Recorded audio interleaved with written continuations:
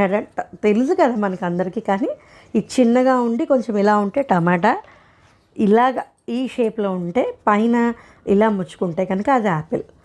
Quality ఖచ్చితంగా బాగుంది. ఇప్పుడు నిజంగానే ఈ బొమ్మలన్నీ వేసి పిల్లలు కాసేపు వదిలేమనుకోండి, మంచం నిండా కానీ టేబుల్ నిండా కానీ బొమ్మలు ఉన్నట్టు ఉంటాయి.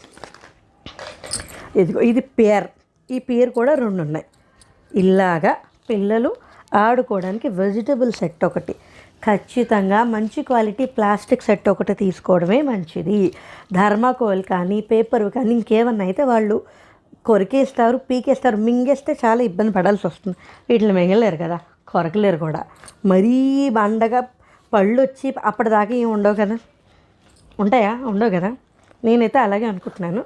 ఇదిగో కొన్ని బొమ్మలు పిల్లలకి బొమ్మలు ఏం కావాలి అంటే ఇలాగా ఏవో ఒక లిస్ట్ ఉంటుంది కదా, అందులో ఖచ్చితంగా టాప్ 5లో